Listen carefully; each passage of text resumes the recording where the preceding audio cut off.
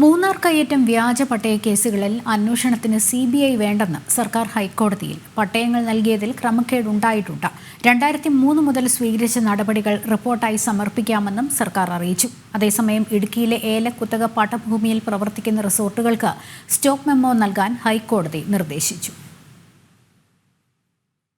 മൂന്നാർ കയ്യേറ്റം വ്യാജ പട്ടയ കേസുകൾ തുടങ്ങിയവയിൽ അന്വേഷണം CBIക്ക് വിടേണ്ടെന്ന നിലപാടാണ് സർക്കാർ ഹൈക്കോടതി അറിയിച്ചത്. മൂന്നാറിൽ വ്യാജ പട്ടയങ്ങൾ ഇല്ലെന്നും പട്ടയങ്ങൾ നൽകിയതിൽ ക്രമക്കേടാണ് കണ്ടെത്തിയിരിക്കുന്നതെന്നും സർക്കാരിനു വേണ്ടി ഏജ് ഹാജരായി വിശദീകരിച്ചു. അർഹരായവർക്കാണ് രവീന്ദ്രൻ പട്ടയം ലഭിച്ചിരിക്കുന്നത്. പട്ടയമേളയിലാണ് രവീന്ദ്രൻ പട്ടയങ്ങൾ വിതരണം ചെയ്തത്. എന്നാൽ MI രവീന്ദ്രന് പട്ടയം നൽകാനുള്ള അധികാരം ഇല്ലായിരുന്നുവെന്നും സർക്കാർ ചൂണ്ടിക്കാട്ടി. വിവിധ വകുപ്പുകളെ ഏകോപിപ്പിച്ച് പ്രത്യേക അന്വേഷണ സംഘത്തെ നിയോഗിക്കാമെന്നും സർക്കാർ നിലപാടറിയിച്ചു.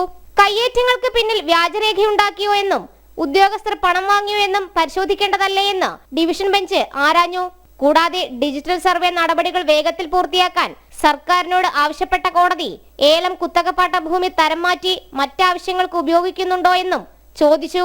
ഏലം കുത്തകപ്പാട്ട ഭൂമി തരം മാറ്റിയതിൽ നടപടി റിപ്പോർട്ടും കോടതി സർക്കാരിനോട് ആവശ്യപ്പെട്ടിട്ടുണ്ട്. ഏലം കുത്തകപ്പാട്ട ഭൂമിയിൽ പ്രവർത്തിക്കുന്ന റിസോർട്ടുകൾക്ക് സ്റ്റോപ്പ് മെമ്മോ നൽകാനും ഹൈക്കോടതി നിർദ്ദേശം നൽകി. ഇത്തരം ഭൂമിയിൽ ഒരു തരത്തിലുമുള്ള വിനോദസഞ്ചാര പ്രവർത്തനങ്ങളും അനുവദിക്കില്ലെന്നും കോടതി ഓർമ്മിപ്പിച്ചു. കൂടാതെ 2003 രജിസ്റ്റർ ചെയ്ത പട്ടയക്രമക്കേട് കേസുകളിൽ വിജിലൻസ് അന്തിമ റിപ്പോർട്ട് സമർപ്പിച്ചുവെന്ന് സർക്കാർ വ്യക്തമാക്കി.